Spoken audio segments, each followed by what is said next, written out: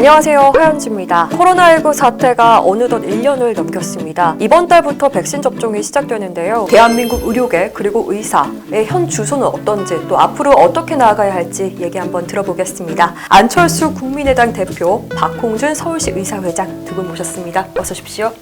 안녕하세요. 안녕하십니까. 네, 반갑습니다. 네, 안철수 대표님은 좀 요즘 바쁘십니다. 왜냐하면 서울시장 출마 때문에. 네, 괜찮으십니까? 네, 열심히 최선을 다해서 많은 분들 만나고 있습니다. 네, 박홍준 회장님께서는 재난의료지원팀 단장을 맡고 계시지 않습니까? 정말 많은 의료진이 애쓰고 있습니다. 단장으로서도 책임감을 느끼실 것 같아요. 네, 저희 대한의사협회에서 작년 12월에 이제 시작을 했죠. 이제 3차 대유행 시작되면서 곳곳에서 사실 의료인이 부족하다 이런 이제 메시지를 받았습니다. 가만히 생각을 해보면은 의사의 본성, 저희 의사의 본성이란 것이 아픈 사람이 있다. 그러면 가만히 있지는 못합니다.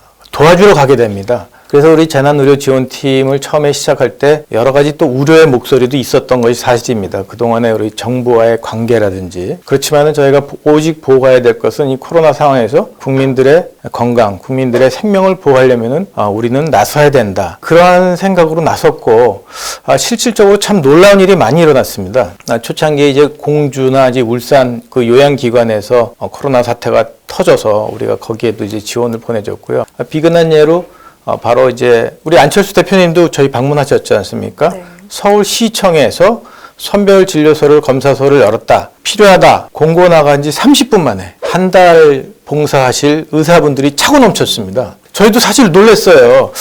이거 지원자가 없으시면 어떡하나. 이게 시간이 많이 걸리면 어떡하나. 급한데. 그런 걸 봐서는 우리 의사들은 항상 어떠한 위기를 닥쳤을 때 본분을 다하는, 이것이 뭐냐면은 의사라는 커먼 베이스. 우리는 어려움 당한 국민들의 건강을 위해서는 참을 수 없다. 나간다.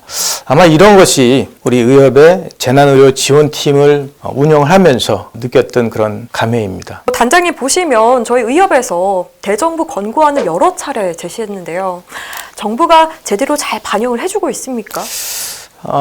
참 아쉬운 점이 많죠. 대한의사협회에서 국민들의 건강에 대한 메시지를 놓으면 항상 정부는 반박자 내지 한박자를 늦게 갑니다. 좀 이게 어긋나서 가는데, 이 코로나 사태 초기에 저희가 내세운 그 메시지가 뭡니까? 중국발 입국을 제한해야 된다.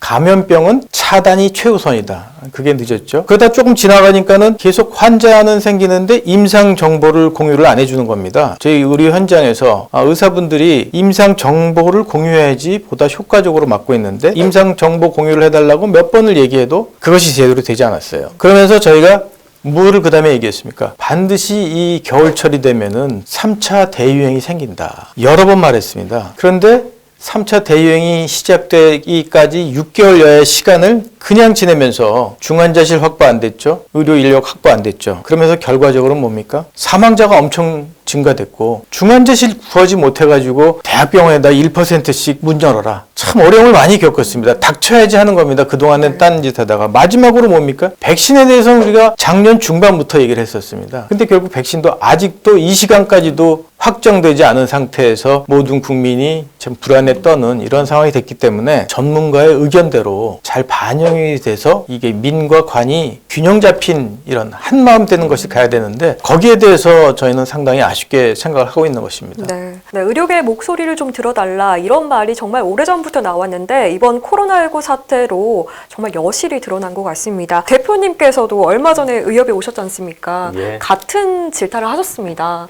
왜 이렇게 정부가 의료계 목소리, 전문가의 목소리에 귀 기울여주지 않을까요? 우리나라 전반적인 문제가 전문가가 어떤 중요한 일에 대해서 결정권이 없고 오히려 비전문가가 모든 것을 결정한다는 겁니다. 그리고 또 그 비전문가가 전문가의 의견을 제대로 존중을 해야 될 텐데, 그게 아니라 자기도 안다는 생각에 사로잡혀서 자기 판단대로 하는 겁니다. 그러니까 선무당이 사람 잡는다, 그런 말이 있지 않습니까? 그게 지금 현재 코로나19에 대처하는 정부의 모습입니다. 현장의 전문가의 목소리, 귀를 좀 기울여야 할 텐데요. 사실 이런 게 이뿐만이 아니었고 겪고 계속해서 겪어왔었는데 사실 의료계 입장에서는요, 박홍준 회장님, 저희가 공공적인 측면을 부정하는 게 아니지 않습니까? 의대를 신설하고 또 의사 수를 만약 늘리겠다는 거에 대해서 동의하지 못한다라는 입장인데요. 한 번 더 좀 의료계 입장에서 얘기를 해주시면 좋겠습니다. 가정이 잘못된 것이죠. 시작이 잘못된 것이고 여러 번 지적이 나왔지만은 제대로 진단이 안 된 질병, 잘못된 질병을 치료하려니까 결국 그 치료가 끝났을 때 환자의 생명을 구하지 못하는 게 아니라 환자에게 치명적인 결과를 가지고 오는 겁니다. 의사가 모자라다? 이 모자라다는 진단 자체가 틀린 것이고요. 진단을 해볼 생각도 안 했죠. 정부의 입장은 항상 모든 것을 정부 주도로 정부가 마음대로 해야 된다라는 그런 시도 같아요. 시중에 돈이 부족하다? 은행에서 돈 찍어내면 되지 않느냐. 이런 어떤 단순한, 정말 너무나도 단순한 논리로 의사가 부족한 것 같다? 그럼 만들어라. 아니, 의사가 만들어진다고 만드는 게 아니지 않습니까? 수많은 이 인프라가 있어야 되고 거기에 대한 수요와 공급, 그다음에 필요한데 적재적소에 분배, 배분이 돼야 되고 이런 모든 것이 시작이 돼야 되는데 어떤 시작부터 제대로 되지 않은 정책을 일방적으로, 그것도 이 코로나 시대에 정말 헌신하고 어렵고 하는 이 의료진을 격려하진 못할 망정 공공의대를 만들어야 된다, 의사 수를 정원을 늘려야 된다. 이것은 참 저희로서는 저희의 문제가 아니라 국가 전체 100년대의 건강을 책임져야 되는 이 의사들 입장에서는 도저히 받아들일 수가 없었던 거죠. 네. 이렇게 보건의료에 대한 기본적인 인식 틀의 차이, 그리고 여기서 비롯된 인식의 간극, 여기서 정말 이제 갈등이 시작된 것 같아요. 저희가 좀 질문하고 싶은 건 보건의료 정책 패러다임이 앞으로 좀 이런 방향으로 나아가야 된다, 좀 새롭게 의견을 제시해 주신다면 어떤 게 있을까요? 우리나라 보건의료 시스템이 다른 나라와 좀 다른 면이 있습니다. 물론 그것 때문에 이번 코로나19 대응을 지금까지 어느 정도 해온 측면도 있습니다. 우선 크게 보면 세계적으로 한편에는 공공의료 시스템으로 이 의료 시스템을 설계하고 운용하는 그런 국가가 있고, 또 한편으로는 민간 의료 시스템이 중심이 된 곳이 있죠. 예를 들면 유럽 같으면 공공의료 중심입니다. 보편적으로 모든 사람들이 혜택을 받을 수 있고 의료비도 저렴한 데 비해서 속도가 느립니다. 제가 프랑스에서 한번 잘못 식중독 걸려가지고 응급실에 앰뷸런스 타고 간 적이 있습니다.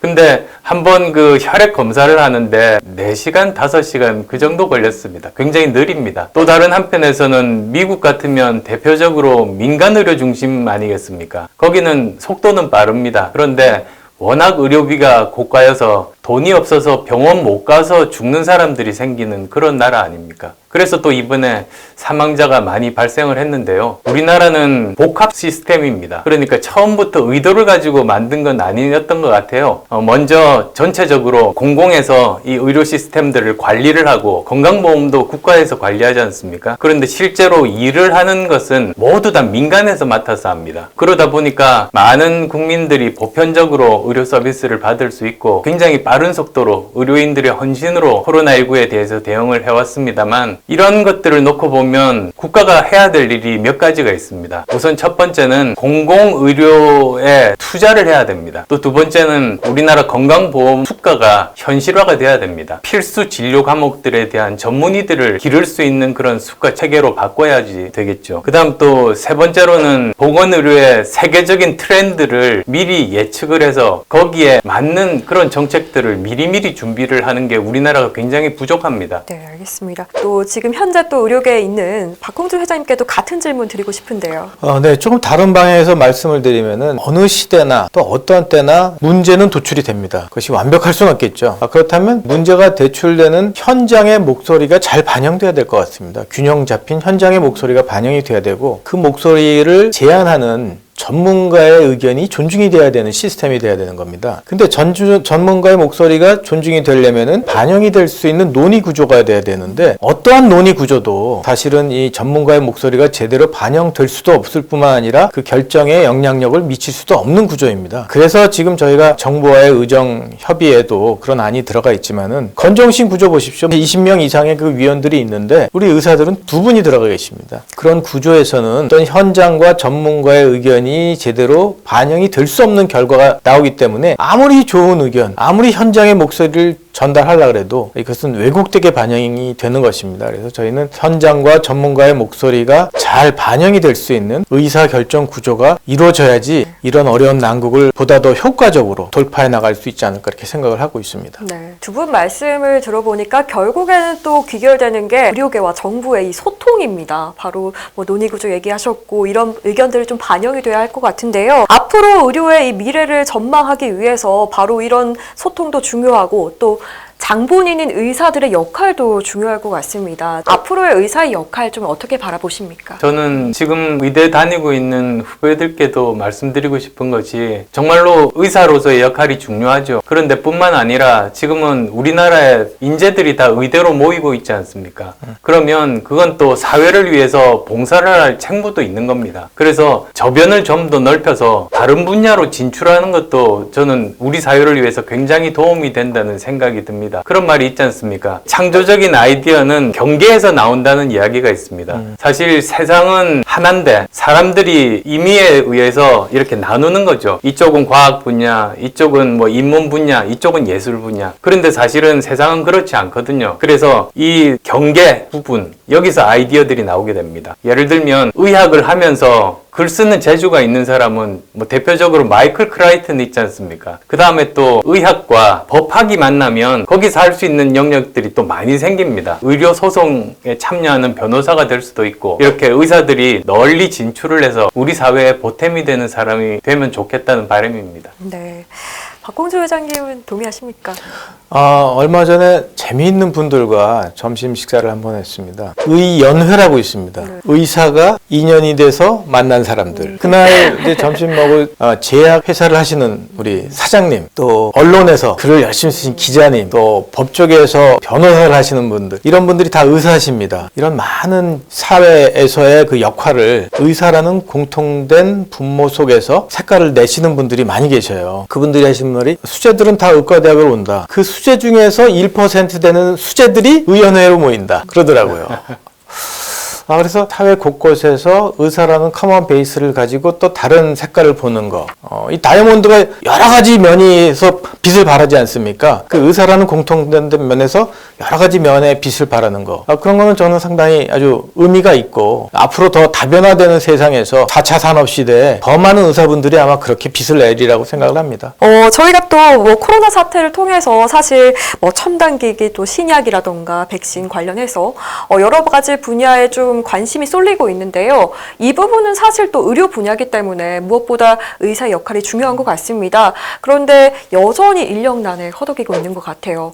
정책적으로 좀 어떤 지원이 필요할까요? 우선 지금 바이오 산업이 굉장히 많이 이번에 발달을 하고 있습니다. 그런데 불행하게도 우리나라가 신약을 개발한다든지 또는 스스로 백신을 만든다든지 하는 역량이 떨어지는 게 사실입니다. 장기적인 안목으로 바이오 산업에 투자를 하는 게 정부 차원에서 필요하고요. 그리고 또 이 바이오 산업 자체도 여러 분야와 접목이 됩니다. 특히 IT 분야, 정보통신기술과 이 바이오 분야가 만나면서 또 새롭게 할 수 있는 많은 분야들이 생깁니다. 단백질의 3차원 분자 구조를 시뮬레이션을 한다든지 그리고 또 유전자 분석에도 이제는 슈퍼컴퓨터, 클라우드 컴퓨팅 이런 것들이 굉장히 필수적이거든요. 그래서 그런 분야에 대한 제대로 된 방향을 잡고 정책을 만드는 일들 이런 것들이 중요하겠고요. 그리고 또 바이오 산업 분야가 다른 분야보다 좀 경영자가 부족합니다. 경영 쪽에 인재 풀을 만드는 일들, 인재를 만드는 일은 국가가 해야 되는 일이지 않습니까? 이런 쪽에 대한 국가의 관심이 절실할 때죠.